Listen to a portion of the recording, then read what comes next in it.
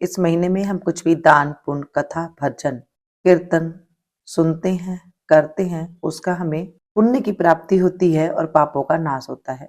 श्रीमद् भागवत गीता जी के 12वें अध्याय का महात्म का आज हम स्मरण करेंगे। श्री महादेव जी कहते हैं, हे पार्वती, दक्षिण दिशा में कोल्हापुर नामक एक नगर है जो सब प्रकार के सुखों का आधार, सिद्ध महात्माओं का निवास स्थान तथा सिद्धि प्राप्ति का क्षेत्र है। वह पराशक्ति भगवती लक्ष्मी का प्रधान पीठ है। संपूर्ण देवता उसका सेवन करते हैं। वह पुराण प्रसिद्ध तीर्थ भोग एवं मोक्ष प्रदान करने वाला है। वहां करोड़ों तीर्थ और शिवलिंग है। रुद्र गया भी वही है। वह विशाल नगर लोगों में बहुत विख्यात है। एक दिन कोई युवक पुरुष उस नगर में आया। वह कहीं का राजकुमार था। उसके शरीर का रंग गोरा, नेत्र सुंदर, ग्रीवा शंख के समान, कंधे मोटे, छाती चौड़ी तथा भुजाएं बड़ी बड़ी थी। नगर में प्रवेश करके सब और महलों की शोभा निहारता हुआ वह देवेश्वरी महालक्ष्मी के दर्शनार्थ उत्कंठित हो मणिकंठ तीर्थ में गया और वहां स्नान करके उसने पितरों का तर्पण किया। फिर महामाया महालक्ष्मी जी को प्रणाम करके भक्ति पूर्वक स्तवन करना आरंभ किया। राजकुमार बोला, जिसके हृदय में असीम दया भरी हो, जो समस्त कामनाओं को देती तथा अपने कटाक्ष मात्र से सारे जगत की सृष्टि पालन और संहार करती है, उस जगन्न माता महालक्ष्मी की जय हो, जिस शक्ति के सहारे उसी के आदेश के अनुसार परमेष्टि ब्रह्मा सृष्टि करते हैं, भगवान अच्युत जगत का पालन करते हैं तथा भगवान रुद्र अखिल विश्व का संहार करते हैं। उस सृष्टि पालन और संहार की शक्ति से संपन्न भगवती पराशक्ति का मैं भजन करता हूं। कमले, योगी जन तुम्हारे चरण कमलों का चिंतन करते हैं। कमलालय, तुम अपनी स्वाभाविक सत्ता से ही हमारे समस्त इंद्रिय योगोचर विषयों की जानती हो। तुम ही कल्पनाओं के समूह को तथा उसका संकल्प करने वाले मन को उत्पन्न करती हो। इच्छा शक्ति, ज्ञान शक्ति और ये क्रिया शक्ति, ये सब तुम्हारे ही रूप है। तुम परम ज्ञान रूपणी हो। तुम्हारा स्वरूप निष्कल, निर्मल, नित्य, निराकार, निरंजन, अंतर्हित, आतंक शून्य, आलंबहीन तथा निरामय है। हे देवी, तुम्हारी महिमा का वर्णन करने में कौन समर्थ हो सकता है, जो सब चक्रों का भेदन करके अंतकरण के 12 स्थानों में विहार करती हो। अनाहत, ध्वनि, बिंदु, नाद और कला, ये जिनके स्वरूप है, उस माता महालक्ष्मी को मैं प्रणाम करता हूं। हे माता, तुम अपने मुख रूपी पूर्ण चंद्रमा से प्रकट होने वाली अमृत राशि को बहाया करती हो। तुम ही परा, पर्शंती, मध्यमा और वैखरी नामक वाणी हो। मैं तुम्हें नमस्कार करता हूं। हे देवी, तुम जगत की रक्षा के लिए अनेक रूप धारण किया करती हो। अंबिके, तुम ही ब्राह्मी, वैष्णवी तथा महेश्वरी शक्ति हो। वाराही, महालक्ष्मी, नरसिंही, ऐन्द्री, कौमारी, चंडिका, जगत को पवित्र करने वाली लक्ष्मी, जगन्माता, सावित्री, चंद्रकला तथा रोहिणी भी तुम ही हो। हे परमेश्वरी, तुम भक्तों का मनोरथ पूर्ण करने के लिए कल्पलता के समान हो। मुझ पर प्रसन्न हो जाओ। उसके इस प्रकार स्तुति करने पर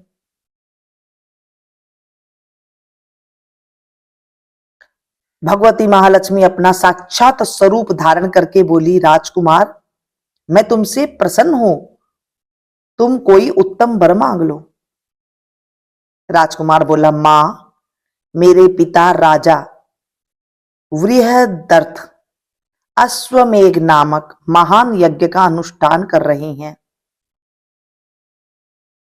वे देव योग से रोगग्रस्त होकर स्वर्गगामी हो गए।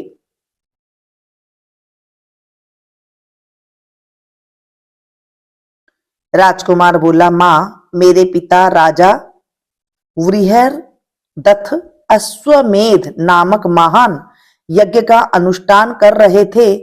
वे देव योग से रोगग्रस्त होकर स्वर्गगामी हो गए। इसी बीच में यूप में बंधे हुए मेरे यज्ञ संबंधी घोड़ों को, जो समूची पृथ्वी का परिक्रमा करके लौटा था, किसी ने रात्रि में बंधन काटकर कहीं अन्यत्र पहुंचा दिया। उसकी खोज में मैंने कुछ लोगों को भेजा था, किंतु वे कहीं भी उसका पता न पाकर जब खाली हाथ लौट आए थे, तब मैं सब ऋतिजों से आज्ञा लेकर तुम्हारी शरण में आया हूं। हे देवी, यदि तुम मुझ पर प्रसन्न हो तो मेरे यज्ञ का घोड़ा मुझे मिल जाए, जिससे यज्ञ पूर्ण हो सके, तभी मैं अपने पिता महाराजा का ऋण उतार सकूंगा। शरणागतों पर दया करने वाली जगत जननी लक्ष्मी, जिससे मेरा यज्ञ पूर्ण हो, वह उपाय करो। इस पर भगवती लक्ष्मी ने कहा, राजकुमार मेरे मंदिर के दरवाजे पर एक ब्राह्मण रहते हैं, जो लोगों में सिद्धि समाधि के नाम से विख्यात है। वे मेरी आज्ञा से तुम्हारा सब काम पूरा कर देंगे। महालक्ष्मी के इस प्रकार कहने पर राजकुमार उस स्थान पर आए जहां सिद्धि समाधि रहते थे। उनके चरणों में प्रणाम करके राजकुमार चुपचाप हाथ जोड़कर खड़े हो गए।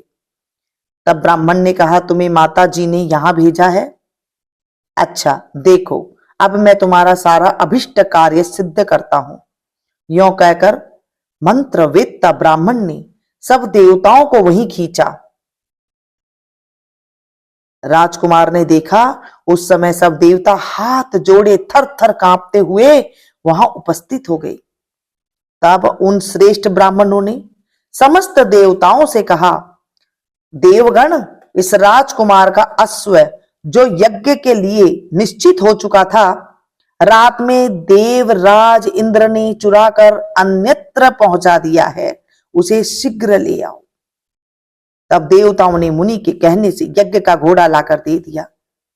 इसके बाद उन्होंने उन्हें जाने की आज्ञा दी। देवताओं का आकर्षण देख के तथा खोए हुए अश्व को पाकर राजकुमार ने मुनि के चरणों में प्रणाम करके कहा, हे महर्षि, आपका यह सामर्थ्य आश्चर्यजनक है। आप ही ऐसा कार्य कर सकते हैं, दूसरा कोई नहीं। ब्राह्मण, मेरी प्रार्थना सुनिए। मेरे पिता राजा बृहदर्थ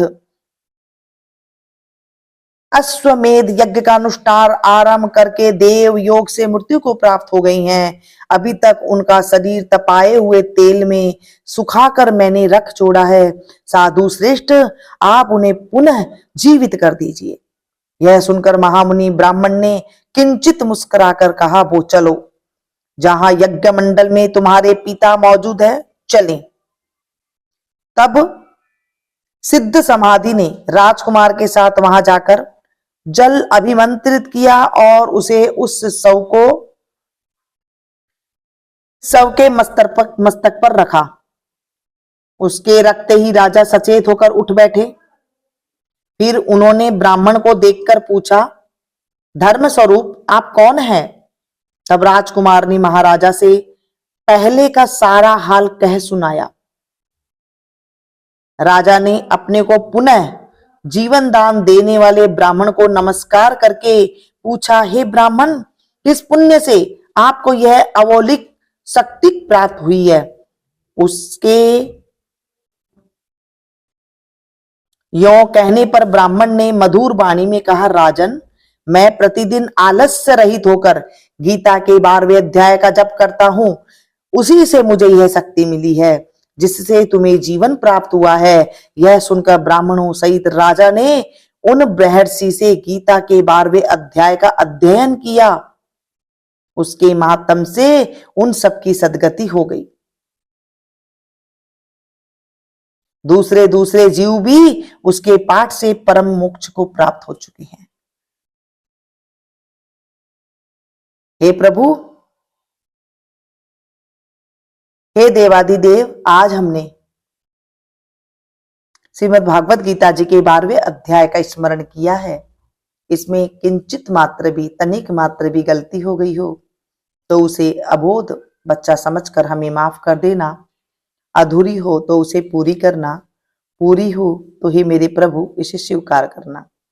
इस कथा को जो सुने सुनाए हुंकारा भरे, उनके जीवन से भी कष्टों की निवृत्ति करना।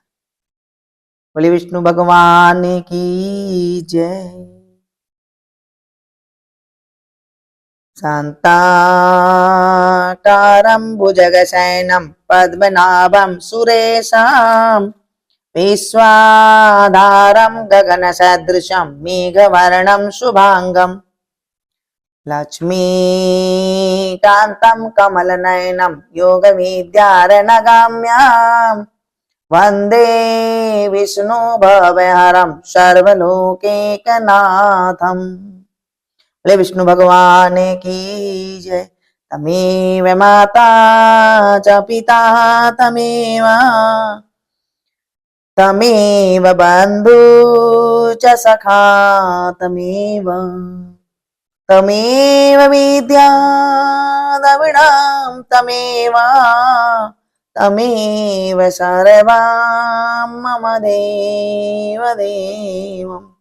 पापं पापकर्मां पापात्मा पाप संभवो त्राहिमां पर्वतनाथो सर्वपापो हरो हरो।